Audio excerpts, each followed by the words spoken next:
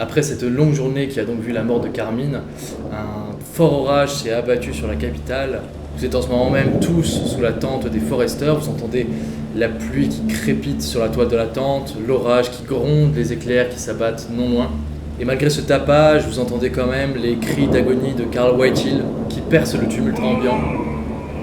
La nuit est bien avancée quand les cris cessent brusquement et le lourd silence qui suit est accompagné du cri terrible et déchirant d'un père qui a tout perdu. Quelques minutes plus tard, la toile de votre tente est ouverte et Maître Horton Green rentre dans votre tente, le regard un peu hagard. Sa robe est totalement trempée et des maillons de sa chaîne de maître perlent de lourdes gouttes de pluie. Il y a un silence de mort qui règne. Personne n'ose rien dire jusqu'à ce que Maître Horton Green prenne calmement la parole. Carl Whitehill est mort. Et à ce moment-là, au loin, sous la pluie battante, vous entendez un cri terrible qui dit « Forrester !» Vous sortez un petit peu tous en trombe sous la pluie, vous êtes quasiment instantanément complètement trempés, et vous voyez que remonte l'allée au milieu des tentes dans votre direction, Torren Whitehill, qui a l'air complètement perdu en rage et qui avance vers vous d'un pas déchaîné. En vous pointant d'un doigt accusateur, Torren Whitehill hurle « Sean Forrester ! Je vais tous vous tuer, tous !» Vous voyez que derrière lui c'est un petit peu la panique, vous voyez plusieurs membres de sa famille, il y a son grand frère Ebert Whitehill qui se jette sur lui pour essayer de le retenir, mais Ebert Whitehill c'est un gabarit beaucoup moins impressionnant que Torren. Torren l'éjecte d'un coup de coude en plein nez, vous voyez le nez de Ebert qui explose et Ebert qui part complètement à la renverse. Et juste derrière, il y a leur maître d'armes et leur oncle Harris Beskerk qui se jette sur Torren, qui arrive à le plaquer au sol, la tête dans la boue, juste à quelques mètres de vous. « Calme-toi, garçon, calme-toi ! Ça ne ramènera pas ton frère !» Et vous voyez Torren Whitehill, qui est impuissant, essaie de se débattre dans la boue, la tête complètement maculée, l'eau qui ruisselle sur sa cuirasse.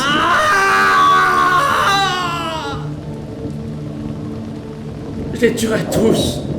Je les tuerai tous! Je les tuerai tous! Et derrière lui, debout, vous voyez complètement perdu et hébété sa sœur qui vous regarde, Gwyn Whitehill. La robe et les cheveux complètement trempés. Et vous voyez, malgré la pluie, grâce à son regard détruit, il y a de lourdes larmes qui coulent sur ses joues et qui se mélangent à la pluie.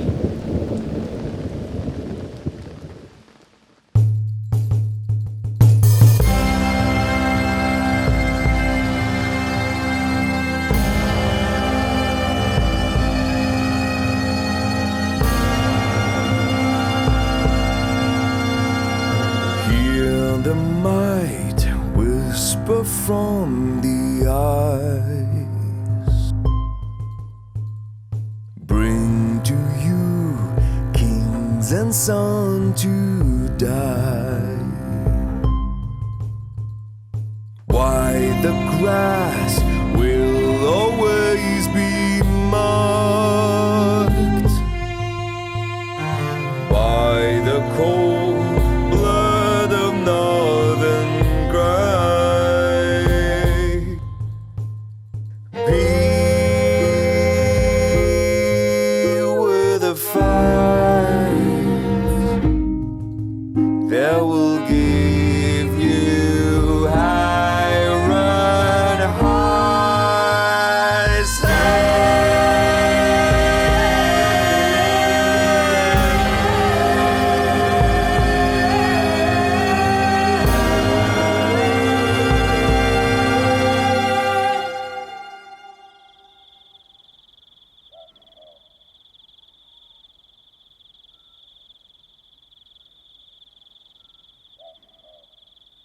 Vu la récurrence de tes rêves, tu n'es plus vraiment étonné cette nuit encore d'être transporté ailleurs.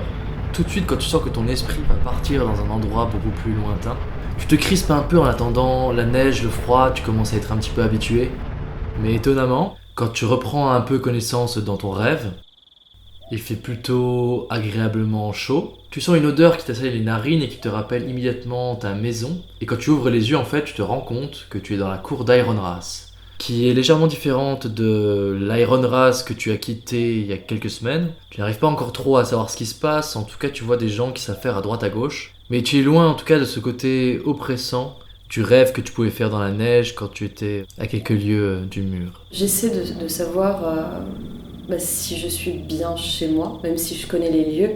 Donc tu te diriges vers le château et t'as une espèce d'attroupement de personnes qui te foncent dessus, qui courent vers la herse. Tu vois William Tuttle, le castellan du château, qui passe à côté de toi. Il a l'air un petit peu plus jeune, il a une barbe un peu moins fournie que celle qu'il a aujourd'hui. Il passe à côté de toi et il hurle « Grégor, Grégor, venez vite, venez vite !» Et tu vois ton père, qui avec plusieurs soldats court dans la direction de la herse du château. Il est plus jeune que la dernière fois que tu l'as vu. Il a juste les tempes grisonnantes, mais il a encore les cheveux un peu poivre et sel, alors que vraiment, toi comme tu le connais, il a les cheveux vraiment gris. Alors tout cet attroupement court vers la herse du château, il passe vraiment à côté de toi comme si tu étais encore une présence fantomatique, et à la porte du château, il rejoint un groupe de femmes et d'hommes qui sont tous attroupés autour de quelque chose au sol. Et il y a une femme qui porte un enfant dans ses bras, et ça a l'air d'être le centre d'attention de toutes ces personnes. Je m'approche, je les suis, je veux savoir ce qui se passe. Donc au moment où tu arrives à quelques mètres de cet attroupement, soudain, t'as une espèce d'impression de déjà-vu. T'as l'impression que cette scène, tu l'as déjà vue. Et juste à côté de toi, tu entends une petite voix qui dit « Père, qu'est-ce que c'est que ça? Qu'est-ce qui se passe ?» Et juste à côté de toi, tu as une espèce de version miniature de toi-même. Tu devais avoir 9-10 ans, c'était donc il y a une dizaine d'années. Et tu vois ton père qui a l'air un peu paniqué, qui a cet enfant dans ses bras. Et le castellan William Tuttle lui dit « Grégor, il faut qu'on se dépêche. » Il lui dit « Oui, Freya, tout va bien se passer. » Et dans le château, tu entends des cris.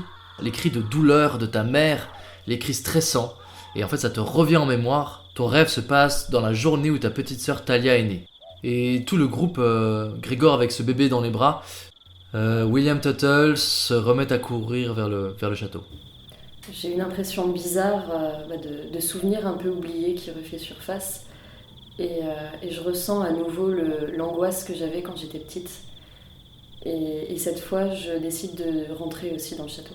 Donc au moment où tu décides de suivre le groupe, tu vois la Freya miniature, la Freya petite, qui a l'air un peu perdue. Alors effectivement, tu te rappelles avoir vécu ce jour-là, tu te rappelles avoir vécu ça, mais t'avais un peu oublié ce bébé qui avait été abandonné aux portes de Ironrath. Et tu te souviens du coup que ce bébé, c'est Ethan, ton frère, c'est le jour où il a été recueilli et adopté, le même jour où Talia est née.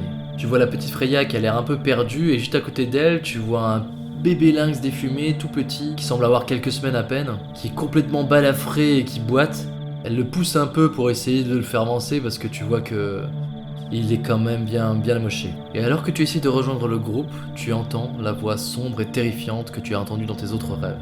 Juste derrière toi, mais vraiment comme s'il te chuchotait à l'oreille, comme s'il était debout derrière toi. Tu sens cette présence imposante qui te dit « Oh, tu commences à voir, tu commences à ouvrir les yeux. Je crois que cela va commencer à devenir intéressant. » Je me stoppe net. Je suis vraiment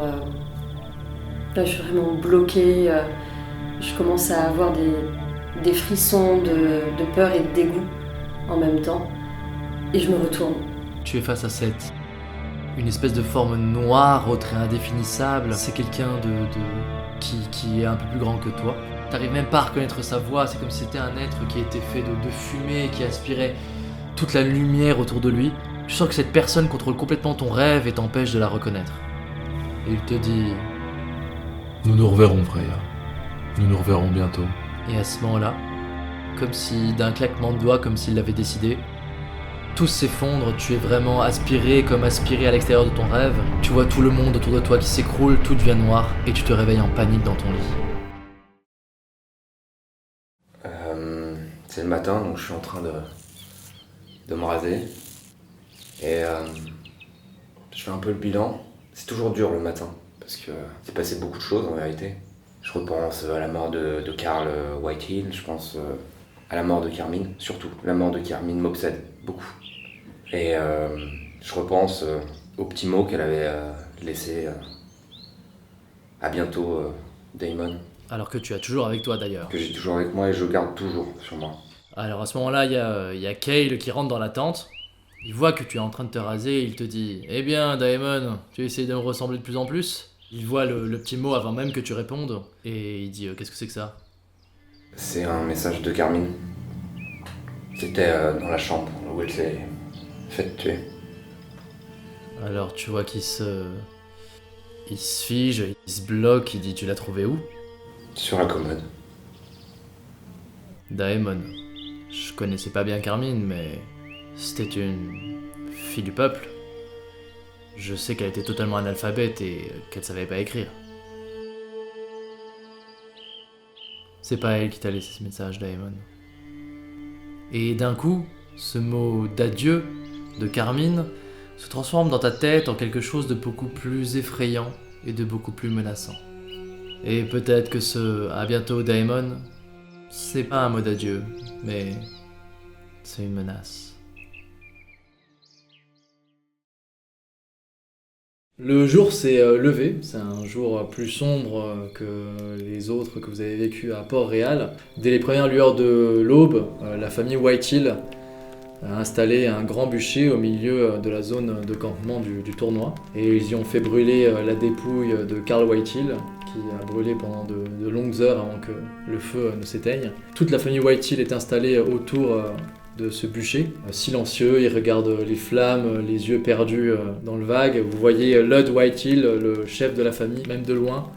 Vous voyez dans son regard qu'il est complètement détruit, quoi. Perdre son fils, son héritier, dans lequel il avait placé beaucoup d'espoir, ça a l'air vraiment d'avoir éteint quelque chose en lui. Et vous voyez son visage qui est fermé par la colère et la tristesse. À ses côtés, du coup, il y a ses 3 derniers fils, dont Ebert, le jeune un peu gringalet qui n'a pas eu tout la carrure qu'avait Carl, qui devient du coup le nouvel héritier des Whitehill, celui qui dirigera la maison plus tard. Torren, qui avait un peu plus le même gabarit que Carl, vous sentez que Carl c'était un peu, disons, un modèle pour lui, et lui il est vraiment secoué de soubresauts, même à un moment il tombe à genoux, il n'arrive pas à se tenir debout. Vous avez l'impression qu'il a beaucoup de mal à assumer cette disparition-là. Et quant à Gwyn et Griff, juste ils vous jettent des regards très sombres au loin quand ils vous aperçoivent, des regards de haine pure, quoi. On reste silencieux aussi, et, malgré que ce soit nos ennemis, on respecte ce moment de deuil. Pareil, on reste assez éloigné, sans rien de se rapprocher, de créer des problèmes. Vous voyez dans leur regard que clairement, ils vous considèrent comme les responsables de cette mort. Et vous voyez juste dans leur regard la gravité des accusations qui pèsent sur vous. Je regarde du coup si je croise le regard, je vois la présence d'Allegra Estremont, plus ou moins les personnes qui ont gravité autour de notre querelle familiale depuis qu'on est arrivé à Port-Réal. Tu ne vois pas Allegra Estremont, par contre il y a son frère Andrew qui est là, en train, avec beaucoup de gens, de se recueillir. Lord Arryn est présent avec un cortège de manteaux d'or qui sont là un petit peu pour assurer la sécurité et éviter que les choses ne dérapent si éventuellement ça devait déraper. T'as remarqué, Andrew est là, mais Allegra et Anton ne sont pas présents. Oui, je pense qu'officiellement, il n'y avait pas de lien entre les Whitehill et la branche Allegra Estremont pour que ça justifie la présence de cette dernière, mais effectivement, c'est assez étrange. Pourquoi Andrew est présent alors ? Parce que je pense qu'il fait office de figure officielle. C'est le plus jeune des 3. Je pense que c'est celui qui représente la maison, et je pense que c'est surtout parce qu'avec Lord Arryn, il doit à mon avis représenter aussi la couronne, en tout cas la famille Baratheon. Malgré ces événements tragiques, du coup, vous êtes tous rendus sur encore le lieu du tournoi, la compétition continue. Toi, Duncan, tu vas ajouter contre Robert Ashford, qui avait jeté à terre Daemon. Et toi, Andrea, tu vas ajouter contre un vieux chevalier qui s'appelle Rupert Stockworth. Son emblème, c'est un mouton qui tient dans sa gueule un calice d'or, c'est sur un champ vert. Tu t'es renseigné un petit peu, c'est quelqu'un qui a une bonne côte, c'est quelqu'un qui est habitué au tournoi, donc ça risque d'être un adversaire qui risque d'être à ton niveau, si ce n'est meilleur que toi. Donc les autres, vous êtes installés dans les gradins en attendant de voir un petit peu ce qui se passe. Duncan, tu es le premier à entrer en lice, tu commences à avoir l'habitude, scellé, harnaché, dans ton énorme cuirasse complète. Et dès que les trompettes résonnent, tu peux te lancer au galop. Dans ma tête, je suis un petit peu stressé parce que c'est quand même celui qui a réussi à désarçonner Daemon. Et Daemon, c'est plutôt un bon chevalier, donc je suis assez inquiet là-dessus. Mais c'est pas grave, concentré, j'y vais à fond et je m'élance. C'est parti pour partir au galop. Nos lances se rencontrent et je pars en morceaux dès le premier échange. Le choc a été bien violent, mais c'était moins intense que ce que tu imaginais. Et en tout cas, tu es dans un état de concentration assez développé. Mais j'ai remarqué dès le premier échange qu'il penchait légèrement vers la gauche. Tout le temps.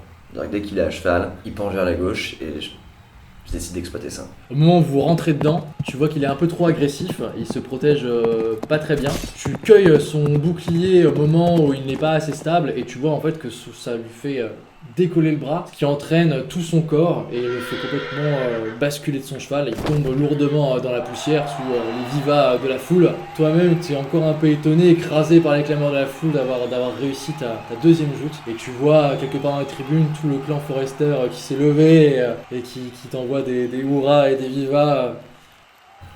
C'est vrai que moi là je souris un peu bêtement, même malgré qu'il y ait une ambiance de merde, parce que je m'y attendais pas du tout. Et je suis assez content.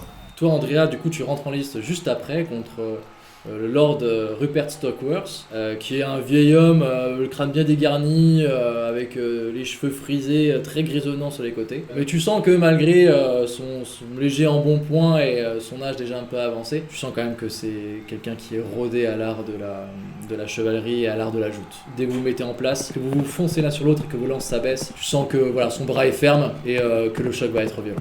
J'ai pas l'intention de fanfaronner, en tout cas sur cette page, j'ai pas envie d'asseoir mon sentiment, ma sensation de supériorité par rapport à ce vieil homme. Donc du coup je me dis, je vais plutôt jouer la défensive pour éviter de prendre trop de risques et de me fatiguer, sachant que si je dois continuer, j'aimerais être le plus en forme possible. Alors effectivement tu vois que lui a dû entendre parler des boucliers de Férugier parce qu'il se dit sûrement que tu as peut-être une défense plus développé que la sienne, et donc du coup il est extrêmement agressif. Roland se brise au premier choc avec vraiment un craquement assourdissant. À peine le premier échange fini, il s'est déjà très vite retourné et il te fonce dessus pour essayer de gagner en vitesse et de te prendre au dépourvu. Je récupère ma deuxième lance comme je peux, j'arrive pas très bien à la stabiliser, ça me fait un peu paniquer. Je pense qu'au dernier instant j'ai ce moment, cette parenthèse temporelle où j'arrive à me recentrer instinctivement. Je vois dans son agressivité qu'il a laissé le champ à une ouverture et je sais que j'ai tapé fort.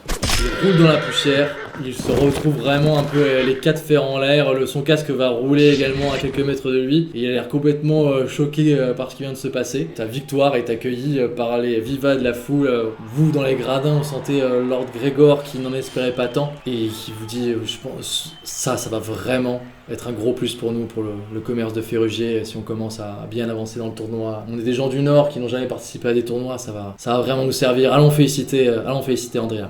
Pour le reste du tournoi, les événements un petit peu marquants, c'est que, alors il y a déjà Blanc Manteau contre Blanc Manteau, il y a Sir Preston Verchamp, un garde royal que vous avez vu pendant votre audience, qui renverse dès la première lance Jaime Lannister.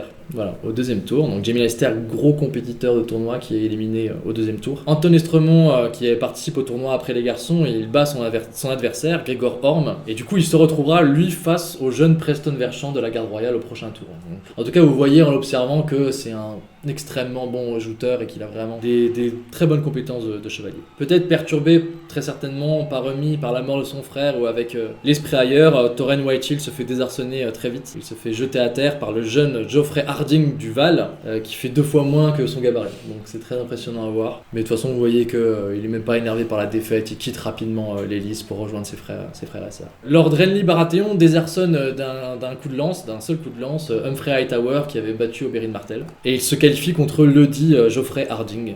Et enfin, en combat notable, il y a un combat acharné entre Garland Tyrell et Ser Armory Lorch, qui est un banneret des Lannister. Et les deux brisent 4 lances avant que Lorch tombe dans la poussière. Et dernière chose importante, Kael gagne sa deuxième joute, contre un chevalier bien plus expérimenté que lui. Mais vous sentez que Kael c'est vraiment un expert de la lance et que ses coups sont si précis que ça a vraiment un effet assez retentissant. Moi, pendant les 2 joutes, contrairement à la veille, j'ai pas du tout été attentive. Alors que mon frère joutait aussi, mais j'avais vu contre quel homme il allait combattre, et donc j'avais vu que c'était un vieil homme, j'étais pas très inquiète. J'en ai profité pour scruter les gradins et de vérifier si Anton et Allegra sont présents, qu'est-ce qu'ils sont en train de faire s'ils sont présents, et de scruter même toutes choses remarquables parmi le public. Effectivement, tu vois toute la famille Estremont, Andrew, Anton, Allegra qui sont là en train de regarder le tournoi, en leur qualité de nobles, mais également tu vois qu'ils font particulièrement attention à ce qui se passe avec le bois de Férugier parce qu'ils en ont la responsabilité du commerce, donc tu vois qu'ils parlent beaucoup de manière assez animée. Et alors que tu les regardes, d'un coup ton champ de vision est bloqué par un chevalier en armure qui est juste au-dessus de toi, qui te regarde toi et Freya, parce que vous êtes assises côte à côte, et il vous dit mesdames, J'ai en ma possession une invitation pour vos personnes. Si vous aurez l'honneur de me suivre, j'aimerais vous amener à votre hôte. Et vous voyez, il a une livrée, il a une grande cape verte avec une rose d'or marquée dessus. Vous avez face à vous cet homme en livrée Tyrell qui vous demande de le suivre en fait. Il y a Grégor qui regarde l'homme, qui vous regarde vous et il vous fait un petit signe. Quand une fois qu'il a reconnu le blason, il vous dit d'une manière un peu étonnée, oui, vous pouvez y aller. Quoi. Moi je regarde Astrée La même chose. voilà, pour savoir, essayer de savoir ce qu'elle en pense. Et si elle se lève, je me lève. Pareil, je la sonde et je sens qu'elle attend sur moi, donc je me lance. Peut-être qu'il serait bon ton que les filles soient accompagnées par l'un de nos hommes d'armes. Bah allez-y Harald, si vous le voulez. Je regrette monseigneur, mais mon invitation ne concerne que ces deux jeunes demoiselles. On m'a explicitement indiqué de n'amener personne d'autre. Je pense que nous sommes tout à fait en capacité de nous occuper de nous-mêmes. Merci beaucoup. Il y a Grégor qui dit prends Vali avec toi Freya. On n'avait pas besoin d'autres gardes du corps. Juste avant que Freya s'en aille, je pose juste ma main sur son bras et je lui dis fais attention.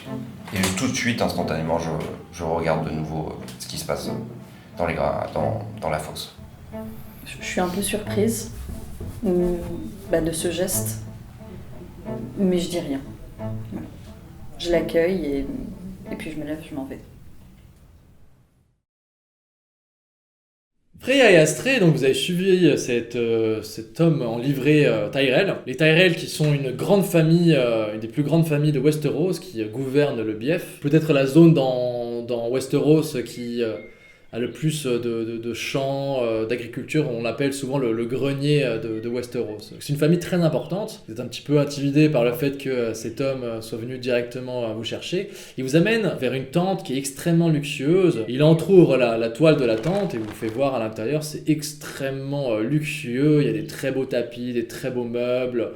L'arrière de la tente est ouvert et il y a une espèce de mini-terrasse qui a été aménagée. Et le soldat dit « Je vais garder la bête avec moi si ça ne vous dérange pas ». Si c'est vraiment obligatoire, mais je préfère... Elle n'a pas le droit de rentrer. Donc il prend la chaîne de Vali, il l'accroche à un piquet, il le bloque un petit peu à l'extérieur de la tente, et vous voyez qu'il y a pas mal de soldats en fait autour de la tente, c'est très très bien gardé. Et donc quand vous rentrez dans la tente, vous l'avez pas trop remarqué au départ, mais vous voyez une jeune fille très très belle, qui est pieds nus dans une petite robe verte très légère, qui doit avoir 14 ans, 15 ans, voilà, c'est une toute jeune fille... mais déjà, vous voyez que c'est quelqu'un qui a une aura qui dégage quelque chose. Elle est en train de jouer avec des oiseaux sur la fameuse terrasse qui est un petit peu aménagée. Et vous voyez que derrière elle, assise sur une chaise, il y a une dame assez âgée qui est en train de tricoter comme ça. Sa chaperonne, voilà, qui est juste en retrait. Et la jeune fille, en vous voyant, dit « Ah, mesdames, je suis content que vous ayez accepté mon invitation. » Alors elle s'approche de vous avec énormément d'assurance par rapport à une enfant de 14 ans. Elle vous fait une petite courbette, voilà, elle se présente devant vous. Mademoiselle, vous êtes ? Et la vieille dame derrière dit « Il est de bon ton de s'incliner devant l'héritière de Haut-Jardin. » Je m'incline. Je m'incline aussi. « Oh, grand-mère, n'en faites pas trop. Je suis Marjorie Tyrell. Vous avez dû voir mon frère jouter lors du tournoi. Il est d'ailleurs en très bonne position. Oui, un très bon jouteur. Merci. Installez-vous. Nous avons à discuter, je crois. Servez-vous, il y a des fruits, il y a du vin. Mettez-vous à l'aise. Je veux que nous soyons entre dames de bonne compagnie. » Je regarde discrètement Freya avec un ton un peu interrogateur. Oh, je lui rends son regard. Hein. Je comprends pas trop pourquoi on est là, mais je me laisse porter. Donc vous vous installez, elle a du tonus, elle est très énergique. Elle vous dit « Alors, comment se passe votre séjour à Port-Réal ?» Mais très bien, Freya. Nous profitons de ce temps doux. Vous n'étiez jamais venu dans le sud ? Non, jamais. C'est une grande première pour nous deux. Eh bien, je n'ai jamais rencontré de femme du Nord, donc je suis très heureux de vous avoir en ma compagnie. C'est un grand plaisir, Marjorie, mais que nous vaut cette belle invitation ? Cet honneur. Oh, bah écoutez, déjà c'était le plaisir de vous avoir en ma compagnie. Je vous ai vu de loin et il me semblait que vous seriez les meilleures interlocutrices. Il est vrai que ma famille est intéressée par le commerce de bois de ferrugier, comme vous avez peut-être pu l'entendre. Je préférais pouvoir en discuter avec vous de ce commerce et apparemment mon père souhaite en faire l'acquisition et il souhaiterait d'ailleurs être l'unique personne à pouvoir le commercer dans le sud. Et Très bien. c'est C'est tout un honneur que vous nous invitiez, nous, mais nous n'avons aucun pouvoir sur ce bois de ferrugier. Oh, je pense que si. Je pense que nous, les femmes, sommes souvent laissées de côté, mais je pense que vous seriez des meilleures interlocutrices que votre frère ou que votre père, avec tout le respect que je leur dois. Mais je me sentirais beaucoup moins à l'aise de négocier avec ces messieurs qui, je pense, sont très impressionnants, plutôt qu'avec vous. Je pense qu'on peut s'entendre de la meilleure des manières. Et qu'est-ce que vous attendez de nous, exactement ? Alors il y a la vieille dame derrière qui prend la parole. Nous attendons beaucoup de choses, mesdemoiselles, mais évidemment, nous avons des contreparties à vous offrir. Je sais que la couronne et la reine Cersei s'intéressent beaucoup au bois de ferrugier, et je crois que votre frère et votre frère, à vous, Freya, ont fait la démonstration pour l'instant dans le tournoi que ce bois de ferrugier apportait un très net avantage aux personnes qui le possédaient. Et ce qui intéresse la reine Cersei m'intéresse également. Quand elle a parlé, mes yeux sont illuminés dès qu'elle a parlé de contrepartie. Je regarde Freya, je vois qu'elle dit rien. Et qu'entendez-vous par contrepartie ? Avez-vous déjà entendu parler, mesdemoiselles, de l'histoire de la bonne reine Alysanne Targaryen ? Je suis navrée, mais pas de mon côté. Et vous, Astrid ? J'ai déjà entendu ce nom quelque part, mais je ne suis plus très sûre. Alors vous voyez que Marjorie s'est un peu mis en retrait. En fait, vous voyez que c'est la vieille dame qui dirige clairement la conversation et elle l'écoutait juste au début et là, vraiment, elle a pris en main les rênes de la discussion. Je ne porte pas vraiment d'affection pour les Targaryennes, mais il se trouve que la reine Alysanne, qui avait épousé son frère à l'époque, s'était retrouvée dans des situations un petit peu complexes où on a tenté de l'assassiner. Une femme peut difficilement être accompagnée dans des bains, là où la tentative d'assassinat a eu lieu. En tout cas, elle ne peut pas être accompagnée par des hommes. Et donc, cette reine, avec brio, s'est entourée d'une garde personnelle de jeunes femmes, toutes assez exceptionnelles pour la protéger au quotidien. Et du coup, en échange du monopole de commerce de ferrugier, je propose à Dame Freya une place à la cour de Haut-Jardin, accompagnée de son lynx. Je vous rassure, le lynx ne rentrera jamais en contact avec ma petite fille. Mais je pense que, en ayant bien analysé cette bête, en l'ayant bien observée pendant plusieurs jours, je pense qu'il dissuaderait de nombreuses personnes de s'approcher trop près de ma petite fille. C'est une occasion en or. Les places comme dame de compagnie auprès de ma petite fille, je suis sûr que vous en conviendrez, sont extrêmement rares et précieuses. Ma mine s'est complètement renfrognée quand j'ai entendu qu'il existait une contrepartie, mais pour l'instant, j'entends pas la mienne. Elle ne concerne que Freya. Mais je me reprends tout de suite et j'essaie de montrer que ça ne m'atteint absolument pas. C'est effectivement intéressant. C'est très intéressant, je suis touchée. Certains diront que c'est un honneur. Effectivement, le mot m'avait échappé. C'est un honneur. Je ne peux pas prendre cette décision immédiatement. Bien évidemment, ma chère. Je dois y réfléchir. Je reviendrai vers vous pour vous donner ma réponse. Mais il va falloir que j'en discute avec mon père. Bien évidemment. J'aimerais quand même savoir ce que Freya devra faire en contrepartie, puisque vous nous dites ce que vous nous offrez. De mon côté, je n'ai toujours pas compris ce que nous devions faire exactement. Mesdemoiselles, vous n'avez rien à faire. Je pense que vous avez à transmettre notre proposition au chef de famille qui décidera si le monopole du commerce de ferrugier nous revient. Je tiens quand même à appuyer sur le fait que notre famille est la plus à même de développer ce commerce dans tout le sud de Westeros. Donc vous avez besoin de nous seulement pour être messager.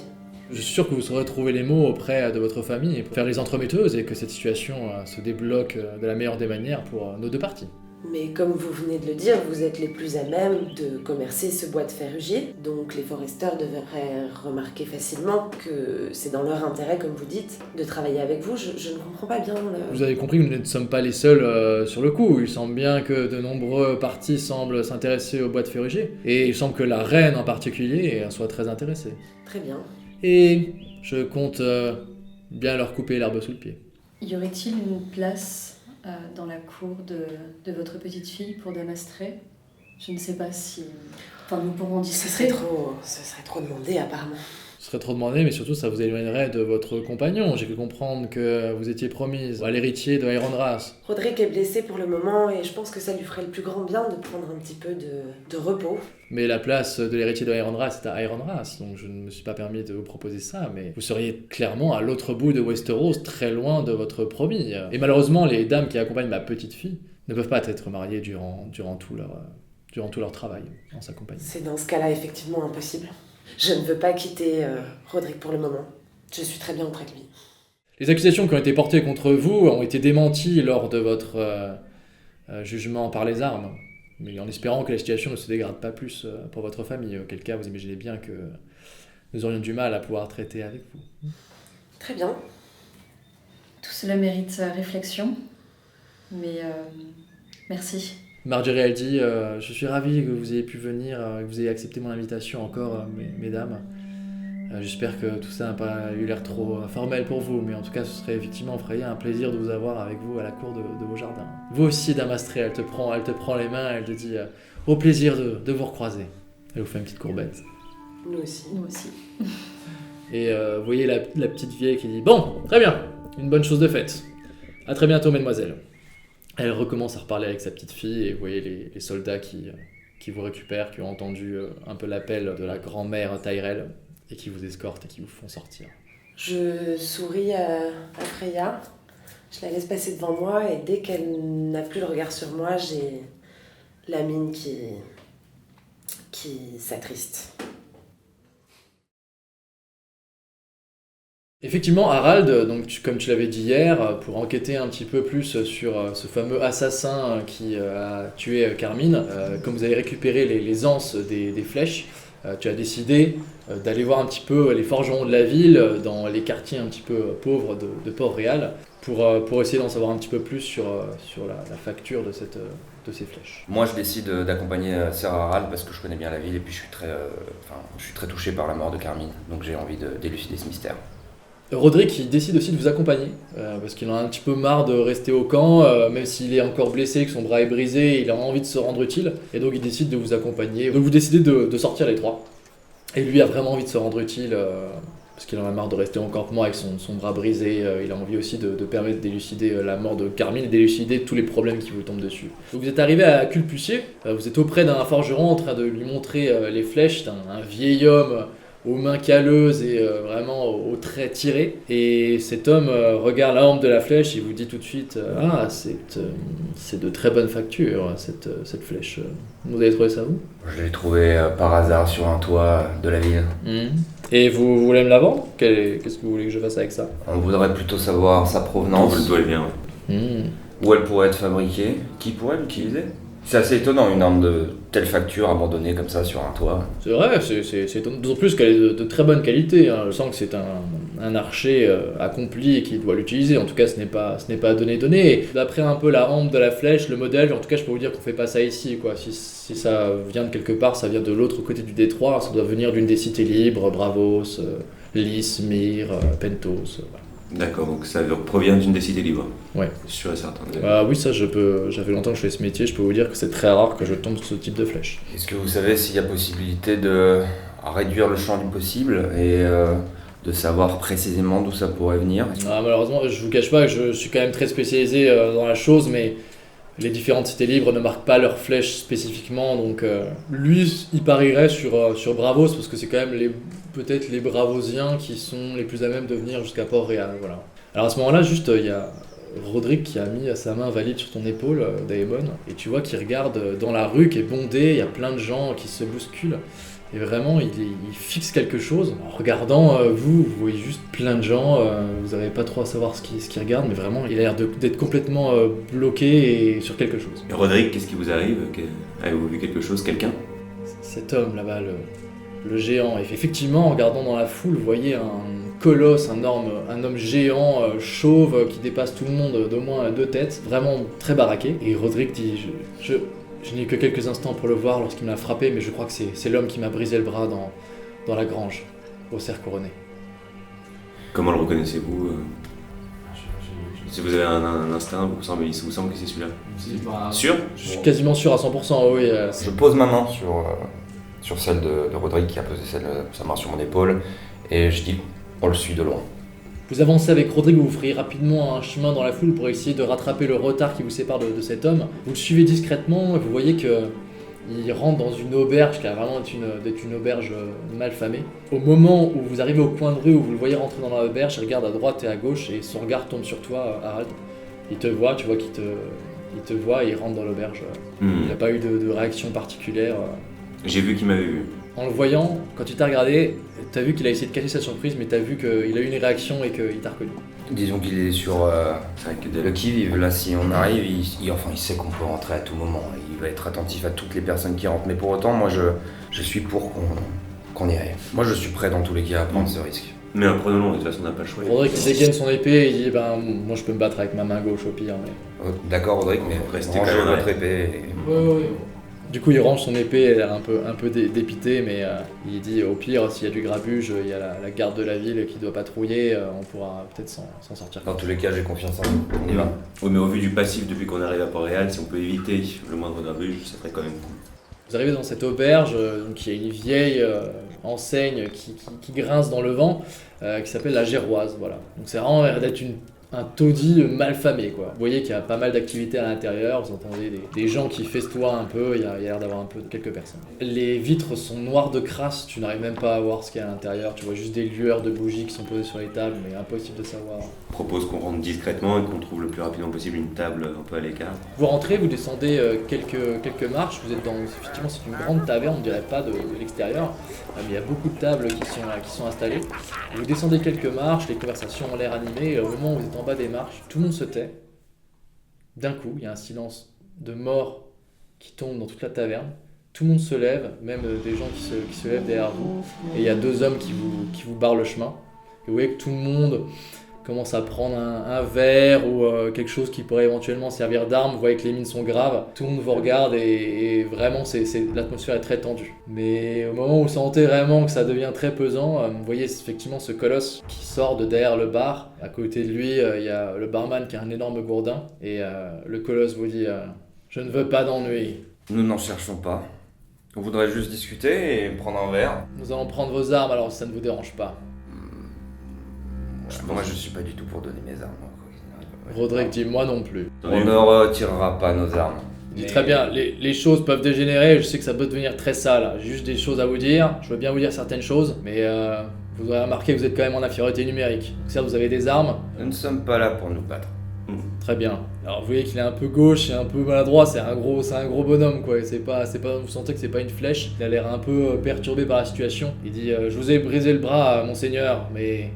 c'est parce que j'ai été grassement payé pour ça et comme tous les hommes qui se sont battus avec moi et j'ai quand même eu de la chance d'avoir survécu à cette bataille. Je ne veux pas d'ennui, je ne veux plus jamais vous revoir après cette entrevue. Juste sachez que mon cousin avait aussi été engagé et il est parti avec la personne qui nous a engagés dans le nord. Il devait attaquer un village ou je ne sais quoi, nous avons été grassement payés et il n'est jamais revenu. J'imagine qu'il est mort, son corps n'a jamais été ramené, n'a jamais été retrouvé. Attaquer un village? À quel endroit exactement? C'était quel village Ça, je sais pas, c'était sa mission, c'était dans le nord, c'est tout ce que je sais. Quel était le nom de la personne qui vous a embauché? Je sais pas, c'était un homme avec un tatouage de serpent sur le côté du crâne. Chauve? Ouais, un homme chauve qui cachait son visage. Ce lâche a commencé le combat avec nous quand nous vous avons attaqué et il est parti en courant apparemment dès qu'il avait décoché seulement quelques flèches alors qu'il devait se battre avec nous. Il nous avait dit, mes seigneurs, j'ai entendu les rumeurs, mais il nous avait dit que vous aviez massacré un village et que vous étiez une famille. Voilà, je ne sais que ça ne rachèterait pas forcément ce que j'ai fait, mais on nous a dit que vous étiez des meurtriers et que vous méritiez le fait qu'on vous attaque et qu'on se fasse passer pour des White Hill. D'accord, très bien. Dernière chose, est-ce qu'on pourrait connaître votre nom? Non, je ne souhaite pas, je vous dis, je ne souhaite pas, je ne serai pas votre témoin, je ne vous aiderai pas, je ne veux plus jamais vous revoir. Vous ne vous reverrez plus. Dernière fois que nous nous parlions. Eh bien, pour mon cousin, si vous pouvez lui faire la peau à ce tatouage de serpent, je vous en serais reconnaissant, mes seigneurs. C'est prévu. Il y a le barman qui dit « Bon, on vous a assez vu ici, vous faites un petit peu tâche avec vos capes et avec vos boucliers, les amis. Je crois que c'est le moment de partir pour vous et refoutez plus jamais les pieds dans ma taverne. » Je prends juste du coup de quoi payer une bière et je lui lance une pièce directement au tavernier. Je dis c'est pour le monsieur derrière. Je remercie pour son honnêteté, pour les informations qu'il nous a données et puis... Laissez-les passer les gars. Et donc vous reculez un peu comme ça, ils sont toujours tout le monde est dans une attitude très agressive et vous ressortez de la taverne et vous vous éloignez rapidement de ce lieu. L'homme au tatouage a payé 2 groupes de mercenaires. Le groupe de mercenaires qui est parti dans le nord est sûrement le groupe de mercenaires que nous avons retrouvé égorgé, qui avait un faux papier avec des ordres de Blood White Hill.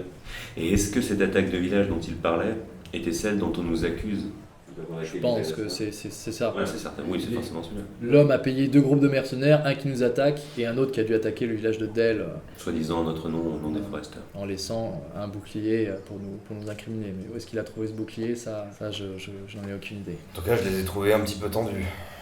Complètement. Il y a de quoi. Je vous remercie messieurs d'avoir su garder votre sang-froid, je pense que nous avons récupéré de précieuses informations. Tout à fait. Alors on rejoint le groupe. Donc vous avez quitté les Tyrell, les filles, et vous êtes encore un peu en train de vous remettre en tête cette drôle de réunion qui a eu lieu. Vous vous rendez de nouveau dans la zone de campement pour aller éventuellement retrouver les autres, vous savez pas trop où ils sont. Et tu vois Anton Estremont qui est accompagné d'un homme avec le regard un peu mauvais, un air un peu porcin. C'est quelqu'un qui a un très grand gabarit et qui est aussi également très fort, ça a l'air d'être un chevalier. Quand tu croises votre regard, Anton dit « Ah ! Mesdames, je vous cherchais !» Et il dit à son compagnon de s'approcher de vous. Et ils arrivent dans votre direction, les deux. Donc moi j'étais encore le regard noir et dans mes pensées par rapport à ce qui venait de se passer. Et quand il s'adresse à moi, ça me sort de ma torpeur. J'étais loin dans mes pensées. J'étais en train de chercher pourquoi ça s'était passé comme ça, qu'est-ce qu'il y avait en dessous. Et voilà, je suis un petit peu... hébété. Oui, tu vois que même dans leur approche, ils sont un peu agressifs. Tu vois qu'ils s'en moquent un peu de t'avoir un peu bousculé.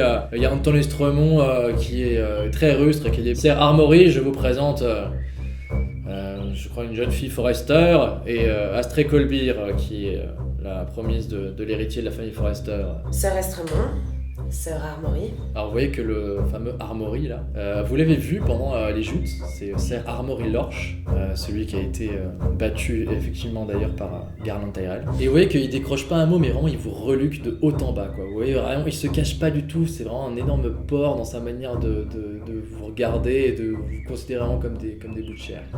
J'ai avec moi l'autorité du Lord Tywin Lannister, qui est très intéressé par votre commerce de ferrugers et j'ai à parler avec vous. Je ne vois pas ce que nous pourrions vous apporter, nous, en tant que femmes. Mais écoutez, vous êtes les premiers qui tombent sous la main, donc je veux bien parler avec d'autres gens, mais Anton m'a dit que je pouvais monnayer avec n'importe lequel des Forrester. Moi, son regard me dégoûte envers nous, mais en même temps, je sais que je peux en profiter. Et du coup, je presse un petit peu le bras de Freya pour qu'elle me laisse parler. Je me calme. Je mets quand même Vali devant moi, pour me dissuader légèrement. Tu vois qu'il est vraiment dégoûté par la bête, il recule un peu. Ah oui, on va parler de la bête. Alors, si vous avez quelque chose à dire, nous sommes tout oui. Qu'est-ce que je peux dire de plus? Lord Tywin souhaite acquérir le commerce de ferrugers. La reine Cersei est une Lannister, donc j'imagine que nous avons l'autorité pour récupérer ce commerce. Eh bien, dans ce cas-là, allez voir Grégor. Oui. Et je veux bien le voir, mais vous êtes les premières qui me tombent sous les bras, donc soit vous m'emmenez le voir, soit je vois directement avec vous, vous avez juste à signer un papier et vous ferez autorité. On m'a juste dit de venir voir avec un Forrester. Nous n'avons pas autorité sur le bois de Ferrugier. En revanche, vous pouvez venir avec nous. Anton peut nous suivre également. Bon, très bien, faisons cela alors. Amenez-moi la personne qui sera en capacité de me donner des réponses. Vous marchez, du coup vous allez vous retourner vers votre tente, du coup. Vous allez voir Grégor qui est effectivement sous la tente avec Merrick, Gareth et Mess Green qui sont en train de discuter sous la tente, et donc vous arrivez avec ces hommes très rustres. Voilà, vous rentrez en première avant Armory Lorch et Andrew Estremont. Je laisse Freya avancer vers son père. Père, nous avons ces hommes qui voudraient converser avec vous. Ah. Sir Armory et Anton Estremont, que vous connaissez déjà. Messieurs, bienvenue. Eh bien, ça faisait longtemps que j'avais pas été si mal reçu. Écoutez, je n'ai pas trop de temps à perdre, vous êtes le Lord Forrester. Ton père reste dans un calme olympien et il s'énerve pas du tout, il dit oui, tout à fait. J'ai l'autorité de Lord Tywin Lannister pour récupérer votre commerce de bois de ferrugier. J'ai évidemment également l'autorité de la reine Cersei pour récupérer ce ferrugier. Grégor a dit, mais jusqu'à preuve du contraire, c'est encore nous qui décidons avec qui nous commerçons notre bois. Il rigole, il explose de rire. Il regarde Anton Estremont comme si c'était une mauvaise blague. Il dit bien sûr, c'est ce que nous verrons. Écoutez, j'ai affaire, je ne vais pas rester plus longtemps ici. Et il s'en va, et il y a Anton Estremont qui a l'air un peu amusé par la situation, qui a l'air un peu amusé de voir à quel point il s'est énervé contre vous, ce Armory Lorch. Et il vous regarde, il tourne les talons et il commence à s'en aller avec lui. Juste au moment où vous voyez Anton Estremont et Armory Lorch partir, et donc à l'extérieur de la tente, vous voyez à une vingtaine de mètres devant vous Oberyn Martell qui fixe la scène, qui regarde les deux hommes, et au moment où Ser Armory Lorch le voit, il est totalement paniqué, et il prend Anton Estremont, il change de sens, et il change complètement de direction, et ils partent d'un pas un peu précipité dans une autre direction. Je m'adresse à Sir Gregor. Je dis, sachez que ce qui vient de vous être proposé nous a été proposé aussi par les Tyrell. C'était donc cela, ce rendez-vous secret. Tout à fait. Tout à fait, oui. Et une contrepartie a été proposée. Prenez à boire les filles et expliquez-moi les tenants et aboutissants de cette situation. Duncan. Ok, donc j'essaie de trouver un moment pour m'éclipser et je prétexte d'aller chercher des armes, observer les armures pour pouvoir essayer de rejoindre Gwyn.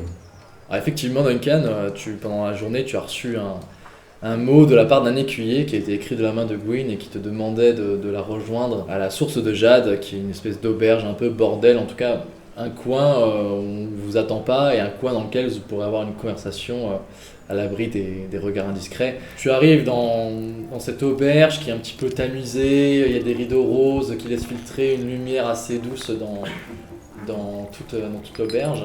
Tu vois pas mal de femmes au sein nu qui se promènent un petit peu à droite à gauche. Tu vois des soldats et des marins qui sont là pour passer un bon moment aux côtés des femmes de la capitale. Et très vite, avec ton capuchon rabattu sur la tête, tu montes les escaliers et tu essaies de rejoindre la chambre qu'on t'a indiqué, celle qui est au fond du couloir à droite. J'arrive au niveau de la chambre et je toque légèrement à la porte. Alors tu vois que la porte est entrebâillée. Je pousse la porte et je commence à rentrer dans la pièce. À ce moment-là, derrière la porte, il y a Gwyn qui surgit, qui te plaque contre le mur avec une dague sous le cou et qui dit « Salaud ! Arthur ! Tu m'as trahi ! Tu m'as trahi, il est mort ! Il est mort, Duncan ! J'y suis pour rien, je te promets que j'y suis pour rien. Comment je peux te faire confiance ?» Vraiment, elle t'appuie sur la gorge avec ce couteau, tu sens que t'as une goutte de sang qui perle sur ton cou. Tu peux me faire confiance, si j'avais déjà voulu enlever cette dague et me défendre, j'aurais pu le faire. S'il te plaît, crois-moi, je veux que ton bien. Elle commence à trembler, elle se met à pleurer, elle lâche sa dague qui vient se planter dans le sol et vraiment, Je la prends dans mes bras. elle est prise de sanglots incontrôlables. Je comprends pas, Non, mais c'est terrible ce qui se passe. Menteur! Je comprends que tu sois en colère, mais Je sais que tu le hais, mon frère, arrête de faire semblant. je le hais pas. Je t'aime, je peux pas haïr ton frère. J'en ai marre, moi, de ces problèmes de famille. J'ai jamais voulu que ça arrive. Alors règle-les! J'essaie de trouver ce qui se passe. Personne n'a l'air de se dire coupable de cette horrible affaire et de ton côté, j'ai l'impression que c'est la même chose. Mais évidemment, qui aurait pu tuer Karl? Je crois qu'on nous manipule. Je vois pas ce qu'on pourrait... Quelle autre raison il pourrait y avoir? Mon père ne veut surtout pas de guerre avec vous et... Pleure pas. On va trouver qui a fait ça à ton frère et je te promets que c'est ni moi, ni ma famille, ou du moins, je ne suis au courant de rien.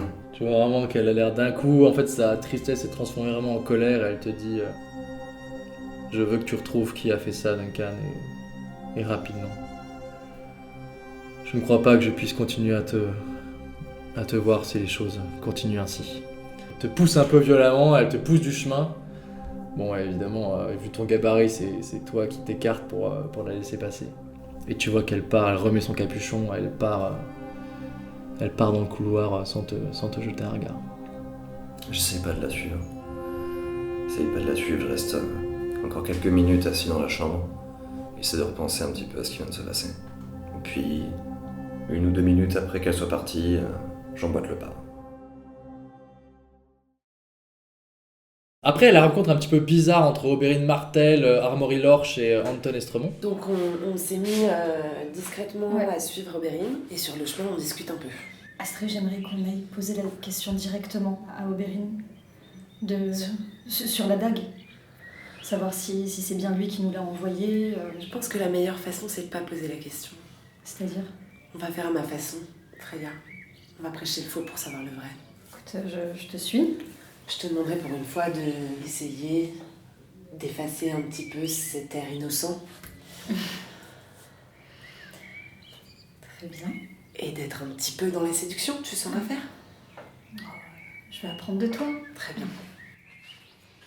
Donc vous arrivez devant la tente de Oberyn Martell, il y a toujours les mêmes gardes qui vous revoient arriver. Immédiatement, il y en a un qui rentre dans la tente et il y en a un autre qui vous regarde et qui te reconnaît très facilement parce que tu as Vali à tes côtés qui grogne. Tu as une main sur son dos qui est un peu hérissée. Et immédiatement, le soldat vous dit « Encore vous ?»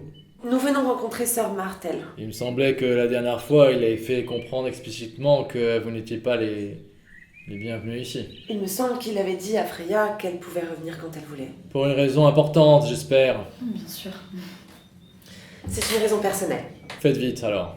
Et il ouvre la tente. Et il y a Oberyn Martell qui regarde l'entrée de la tente, qui a son garde du corps à côté de lui. Il me semblait bien que je vous avais vu me suivre. Qu'est-ce que je peux faire pour vous encore, mesdemoiselles? Mon temps est précieux, je ne vous le cache pas. Sœur Martell, je me présente. Il y a son homme de main qui te reprend tout de suite, qui dit « Prince !» Excusez-moi, mon prince. Je m'appelle Astrid Colbir de la famille vassale des Forrester. Vous connaissez déjà Freya. Je la connais. Nous venons déjà vous saluer et nous souhaitions discuter un petit peu avec vous de la dague que nous avons reçue. Et c'était un grand plaisir pour le père de Freya. Nous voulons vous remercier. Le dague, je ne vous ai jamais offert de cadeau, de dague ou quoi. Ou en tout cas, il doit y avoir un quiproquo, mais je ne suis pas à l'origine de ce cadeau. Je suis au regret de vous l'annoncer. Une telle facture, pourtant. Nous avons tout de suite pensé à Dorn. C'est ça, c'est une dague vraiment très belle et vous avez ici des armes superbes également, donc cela a été très logique pour nous. Qu'est-ce que c'est que cette histoire encore? L'avez-vous cette dague? Nous l'avons prise avec nous, effectivement. Et je lui sors. Je n'ai jamais vu cet objet, mesdemoiselles, je suis au regret de vous l'annoncer. L'œil connaisseur peut vous affirmer que la dague ne vient pas de Dorn, mais bien des cités libres. Bravos, Pentos, Lys, Myr. Elle viendrait donc de Bravos. Ou d'une autre cité libre, Volantis.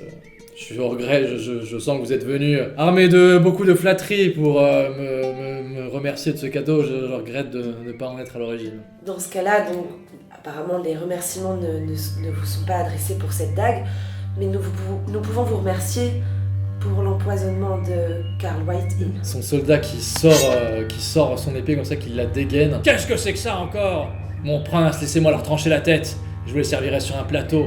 Et il lève une main comme ça et il vous regarde un peu complètement hébété. Je n'ai rien à voir avec vous. Forrester Whitehill, vous ne cessez de entrer dans ma vie alors que j'ai d'autres chats à fouetter. Vous pensez très sérieusement que j'irai me mêler d'affaires de familles mineures du Nord et que j'aurais empoisonné votre ennemi? Je tiens très clair, si ce genre de rumeurs commence à traîner à Port-Réal et que d'autres personnes les amènent à mes oreilles, je en avertirai la main du roi et je veillerai à ce que vous soyez jeté au cachot. Est-ce très clair? Mais personne n'est au courant. Personne n'est au courant, justement. Mais Nous voulions simplement... Je n'ai assassiné personne! Dans ce cas-là, veuillez accepter nos excuses. Nous étions seulement là pour vous remercier. C'était Me remercier d'avoir empoisonné quelqu'un? quelqu'un qui, apparemment, nous souhaitait du mal. Ce sont des paroles dangereuses, dame Astrée. D'être heureuse qu'un homme soit mort empoisonné. J'essaierai de m'éloigner de cette affaire si j'étais vous, et de ne pas trop me réjouir que quelqu'un ait été empoisonné si c'est le cas, sur le lieu du tournoi du roi Robert. Prince, je vous remercie de vos conseils avisés. Et moi non, ne revenez plus jamais ici. Ce sera la dernière fois. Tu sens que tu l'as clairement poussé à bout, que ça lui a pas du tout plu cette discussion. Par contre, tu as vu dans ses réactions, tu as vraiment scruté ses réactions, il est totalement honnête. Il n'a rien à voir avec la dague, il n'a rien à voir avec l'empoisonnement de Karl Whitehill. C'était vraiment une réaction très spontanée. Je ne sais pas, j'ai essayé de faire très attention et effectivement, il a l'air totalement sincère. Au moins, on sait que Dorn n'y est pour rien. De toute façon, on ne pourra absolument plus s'approcher de lui avant longtemps. Non, c'est fini. À la sortie du tournoi, du coup, je range mon matériel et je vois Duncan en faire autant. Et je lui dis, bon Duncan, hier soir, après l'annonce de la mort de Karl Whitehill, j'avais dit que je voulais aller voir Glarius Tech. Mais je sais que je m'embarque dans potentiellement une excursion un peu périlleuse, donc je viens solliciter ton assistance pour venir m'aider. Tu l'as bien évidemment. Très bien. Il faut qu'on avance dans tout ça. Du coup, on finit de ranger notre matériel. Je m'équipe, je te conseille quand même de sortir armé dans les rues de Port-Réal. Donc du coup, moi je garde mon épée et ma dague. Bon, je lâche mon bouclier quand même, mine de rien, je veux pas non plus attirer trop l'œil tout de suite. Et surtout, vous allez au château dans le donjon rouge, donc c'est vrai que peut-être des boucliers. C'est pas forcément très élégant, quoi. Costume de ville, du coup, en gardant quand même pas ma brigantine, mais au moins mon armure de cuir. Est-ce que tu penses que je prends ma hache avec moi? Bah, au moins une, peut-être pas les deux, Ouais. mais oui, au moins de quoi te défendre si besoin est. On sait jamais, si ça se trouve, on va se retrouver dans les rues de Culpussier et rien que pour se défendre de quelconque larcin, on aura besoin quand même d'avoir quelques arguments. T'as raison. Vous arrivez dans le donjon rouge, on vous indique les appartements de Glarusptek, qui est donc un marchand qui a l'air d'être assez important, puisqu'il est logé au château dans des appartements assez luxueux. Et donc vous arrivez dans le couloir qui amène à sa chambre. Il y a une petite porte enchâssée dans le mur, et au moment où vous approchez, vous entendez comme des bruits de disputes, enfin quelqu'un qui parle très fort dans la pièce qui est normalement la chambre de Glarusptek. Est-ce qu'on arrive un petit peu à comprendre ce qui se dit? Donc ouais, vous êtes un peu surpris, vous essayez d'écouter ce qui se passe, vous vous penchez un petit peu et au moment où vous approchez de la porte, en fait, elle s'ouvre à la volée et vous voyez Andro Estremont qui sort des appartements, qui a l'air vraiment courroucé et qui dit « Ah, qui a l'air très surpris. Forester, je ne vous attendais pas là. Sœur? Vous venez voir Monsieur Ptek, j'imagine. » Tout à fait. Très bien, eh bien j'ai affaire. Bonne journée. Et il s'en va comme ça, et vous voyez, il y a Allegra qui sort juste derrière lui, et qui dit « Mais vous êtes partout où je vais, vous me suivez à la trace, Colbir. » Malady, c'est une bonne surprise de tomber sur vous, ce n'était pas vous que nous venions consulter aujourd'hui. En tout cas, c'est toujours un plaisir de vous croiser. Je vous vois tous les jours, ça commence à être un peu pesant. Le monde dans lequel nous évoluons, à l'heure actuelle, est assez petit, et donc j'ai malheureusement peur pour vous que vous nous croisiez beaucoup plus que ce que vous n'espériez. Je vous le fais pas dire. Et elle s'en va comme ça, elle part à la suite de son frère. Et donc la porte est ouverte, qui donne cette grande chambre. Jetez un œil à l'intérieur, il y a un énorme lit à baldaquin, il y a un très beau meuble, une belle table derrière laquelle est installée Glarusptek. La table est recouverte d'une grande nappe qui tombe jusque par terre et il a plein de papiers, d'écrits, de choses comme ça. La chambre, elle donne sur une magnifique terrasse qui donne sur la mer. Et donc vous avez les embruns de la mer qui rentrent, qui traversent les rideaux rouges de la chambre, qui les font volter au vent, et qui répandent vraiment une ambiance douceâtre et extrêmement agréable au sein de la chambre. Juste avant de pénétrer dans la pièce, encore dans le raseur de la porte, je dis à Duncan, rappelle-toi ce qu'on a dit, pas de précipitation, on est là pour recueillir des informations. Messieurs... Monsieur Ptek. Entrez. Je ferme la porte derrière nous. On n'arrive peut-être pas au bon moment, j'imagine. Écoutez, vous êtes là, j'imagine que vous avez des choses importantes à me demander. Effectivement.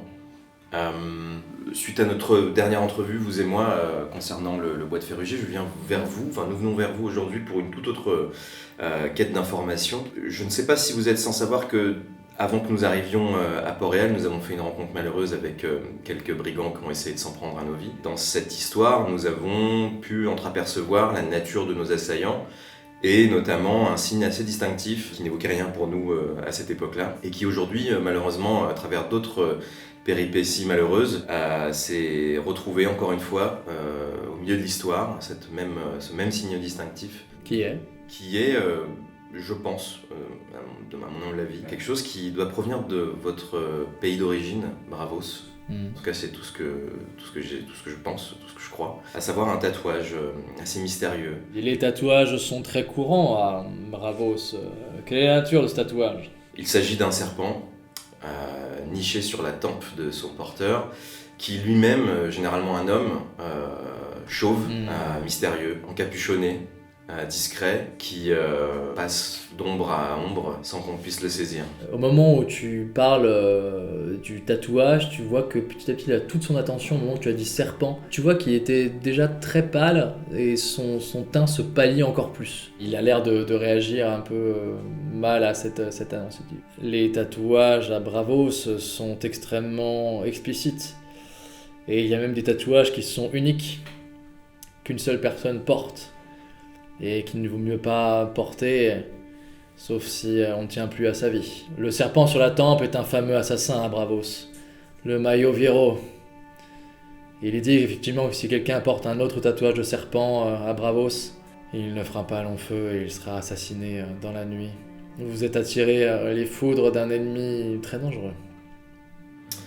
Mais qui dit assassin dit commanditaire. Effectivement.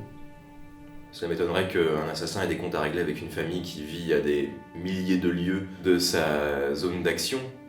Et tout porte à croire que quelqu'un cherche à employer les moyens de cet assassin pour venir à ses fins. Je regarde Duncan en continuant de parler à Aptek. Je dis en l'occurrence, cet assassin ne s'en est pas pris qu'à la famille Forrester, s'en est pris aussi à d'autres personnes malheureusement gravitant autour de notre famille. Qui sont? Je sais pas si vous avez croisé cette jeune ménestrel qui est venue en notre compagnie quand nous sommes arrivés à Port-Réal. Malheureusement, on l'a retrouvée assassinée hier, de manière très très violente et très brutale dans sa chambre à l'auberge où elle résidait. Notre ami Damon Bellian a pu apercevoir cette même silhouette, pourvue du tatouage de serpent, sortir de cette pièce au moment des faits. Il est parti à sa poursuite. Malheureusement, on n'a pas réussi à le rattraper. Si vous avez la moindre information à nous donner qui pourrait laver l'honneur de la famille, mettre la lumière sur cette histoire, nous vous en serons très grés. Alors tu vois que quand tu as parlé de Carmine, il a fait semblant d'être surpris, en fait il était pas surpris. Dois-je dans ces conditions avoir peur pour ma vie? Venant de notre part, absolument pas. Non, mais je parle de si l'assassin est en liberté et que les gens autour de vous se mettent à tomber comme des mouches. Dois-je me sentir menacé, vu que je m'occupe du commerce de ferrugier? Je pense que vous êtes très indirectement lié au destin de cette famille. J'ai plus l'impression que vous êtes là en tant que mandataire neutre, extérieur. Malheureusement, Carmine, elle s'est portée garante de notre bonne foi auprès de la reine. Et je pense que c'est ce qui a coûté... Et à ce moment-là, j'ai un peu une illumination. Je dis oui, j'ai l'impression que depuis que nous avons raconté notre histoire auprès de la reine, les pions commencent à tomber. Attention, on n'est pas le rôle dangereuse, monseigneur Colbert. Vous avez dû entendre que j'ai également l'oreille de la reine et que je travaille pour sa personne. Croyez-le, je n'ai pas peur de le dire. Je suis là surtout pour assurer la protection de la famille qui m'a éduqué. Vous ne connaissez pas Cersei Lannister. Messieurs, excusez-moi, mais j'ai affaire. Je suis désolé, j'ai beaucoup de travail à accomplir. Je vais vous demander de me laisser à mes tâches. Attendez. Monsieur Tech, si je peux me permettre, j'ai pas beaucoup parlé depuis le début. Je vous écoute, vous êtes quelqu'un d'extrêmement intelligent et intéressant. Actuellement, on a affaire à une situation un peu dangereuse qui pourrait effectivement, comme vous l'avez dit, vous affecter. Un assassin de ce calibre-là, pas sûr qu'il pourrait simplement s'arrêter à éliminer des gens qui sont proches de nous. Peut-être que n'importe quelle personne proche plus ou moins de l'affaire pourrait être affectée. Je pense que... Croyez bien que je vais en parler à la reine. Malheureusement, à part cette histoire effectivement de Maio Vero que connaissent à peu près tous les Bravosiens, je ne vois pas en quoi je peux vous aider. Tu vois en fait qu'il va pas bien. Mais genre, comme s'il se sentait mal, mais physiquement. Tu vois, il est très blanc. Et tu te dis, il a dû vous demander de partir, parce que vraiment il y a un truc qui va pas. Est-ce que nous sommes seuls dans cette pièce, monsieur Ptek? Que vous voulez vérifier sous la table si... Non, mais votre chambre est assez grande pour cacher des observateurs discrets. Duncan, va vérifier la porte, s'il te plaît. Attendez, vous êtes chez moi, monsieur. Je suis sous la protection de la reine, je ne vous permettrai pas de fouiller mes appartements. Maintenant, veuillez bien me laisser, je vous ai dit que j'avais des tâches à accomplir et j'ai d'autres choses à faire, je pense vous avoir déjà bien aidé. Je le fais quand même. Je vais quand même à la porte. Il te regarde et dit, mais vous irez en prison pour ça, on vous jettera dans les cachots. On s'inquiète pour vous. On a peur qu'il y ait l'assassin soit caché dans votre appartement. Messieurs, je vais être obligé d'appeler la garde si vous refusez de partir de ma chambrée. Bon, calmons-nous. Écoutez, monsieur Ptek, merci pour ces informations. Désolé de vous avoir offensé. Je ne vous raccompagne pas. Prenez garde quand même. Ce n'est pas une menace, mais suite à ce que vous venez de nous dire, j'ai l'impression que vous êtes un petit peu impliqué et que malheureusement vous risquez, à mesure que le temps passe, autant de dangers que nous. Très bien. Il vous montre la porte. Bonne journée. Je jette un dernier regard. J'essaie d'un dernier regard dans la pièce avant de partir, comme un dernier geste d'effronté. Et je laisse Duncan passer devant moi et je m'arrête devant la porte et j'adresse, je pense, mon regard le plus grave à Ptek. Alors tu vois, en partant, en fait tu te lèves et tu vois qu'il s'en rend pas bien et tu sens qu'il est très... comme si vraiment il y avait un truc qui allait pas. Et il bouge ses papiers. Tu te rends compte qu'en fait il essaie un peu de les cacher. Et tu vois sur les papiers sa main en fait, son écriture. Et c'est une écriture que tu as déjà vue. Portez-vous bien, monsieur Ptek. Très bien, merci. Vous aussi. Et j'embraye. Et donc vous fermez la porte? Je vois qu'Andrea est troublée, je lui mets ma main sur l'épaule. Qu'est-ce qu'il y a? Mais je suis très livide. Je réalise tout à ce moment-là. Je crois que nous avons une chance de ne pas sortir vivants du donjon rouge. Qu'est-ce que tu veux dire? L'écriture. Sur le bureau? Je regarde le bureau, quoi. Vous le regardez. Il a bougé un peu, un tout petit peu. Bien, messieurs. Qu'est-ce qu'on fait?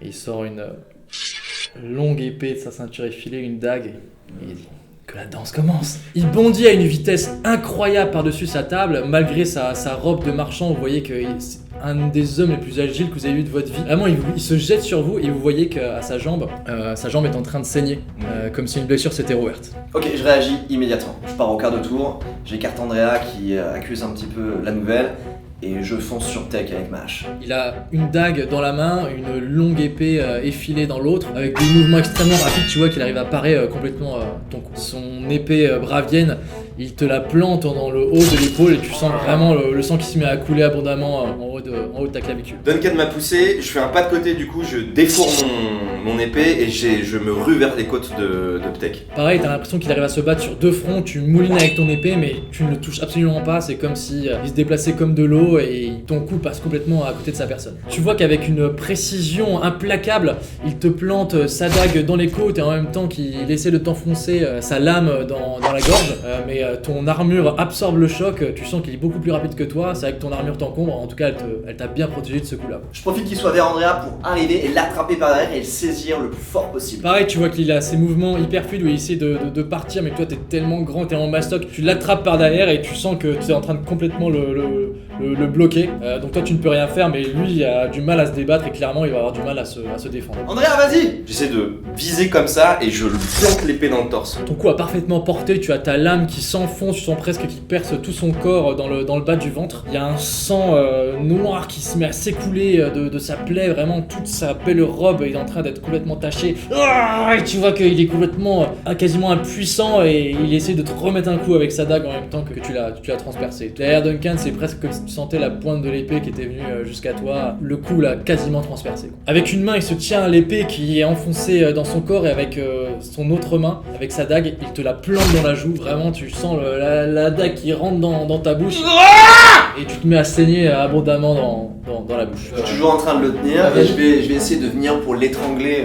Tu sens un homme extrêmement musclé, tu t'attendais pas à autant de lutte venant de sa part, mais tu tiens, toi t'es vraiment un colosse et néanmoins t'es quand même challengé par sa capacité à se débattre. À un moment tu crois qu'il va réussir à se libérer et t'arrives à resserrer ta prise sur lui et à le maintenir. Avec la douleur à l'épaule de l'épée qui m'a planté qui me fait extrêmement mal, mais je tiens le plus longtemps possible. J'essaie en même temps avec la douleur, j'essaie de maintenir le truc et de le cisailler. T'appuies sur ton épée qui est enfoncé dans le bas de son ventre, tu t'appuies et tu déchires tout son abdomen, toute son aine. Tu sens que tu le castres, ou en tout cas sa matrice est touchée et il tombe par terre avec un bain de sang qui se répand sous lui. Vraiment tout ressort sous sa robe qui est complètement tachée de sang. Vraiment il est tout pâle et il s'effondre au sol. L'hémorragie au niveau du foie et au niveau de l'aine est tellement forte qu'il meurt en quelques secondes après.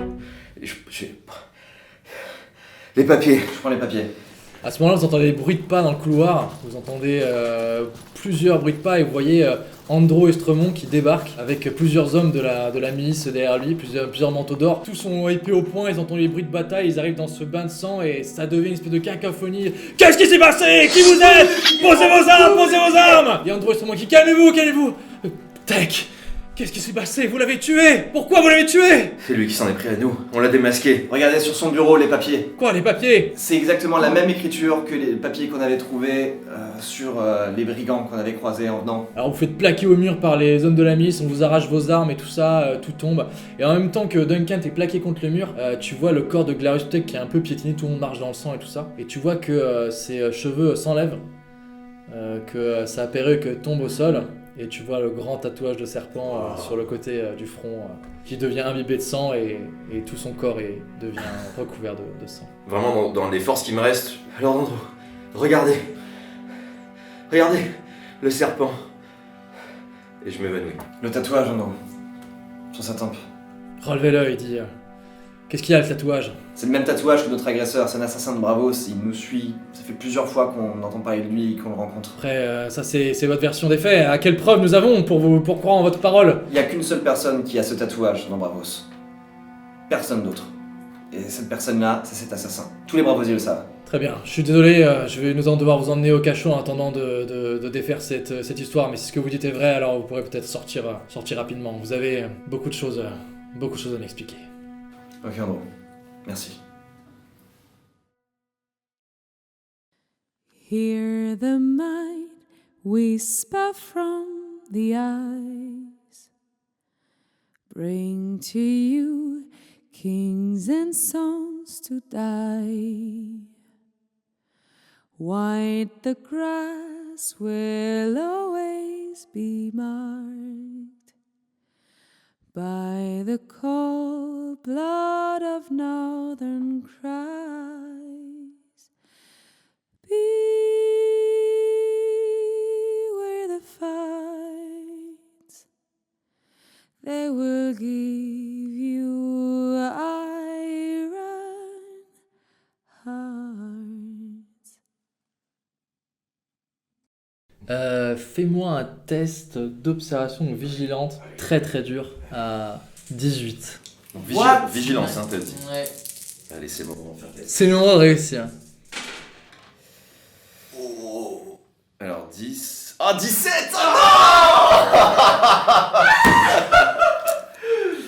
Oh shit! Putain, 17. Ouais, non. Oh là là. C'est des Merde. vrais Et non mais y a en plus Plus un j'ai pour empathie, mais ça marchait pas, j'imagine. Ah bah si je l'ai vu sans mal. Ah oui, il est pas bien. Empathie. Un des bleus. Oui, ça veut dire que tu vas en relancer un, quoi. Ouais bah c'est Oui mais le un. je peux le remplacer Ah moi, oui, ok, potentiellement. ok. Oui, j'accepte. Yes, ça 18. Bien ouais.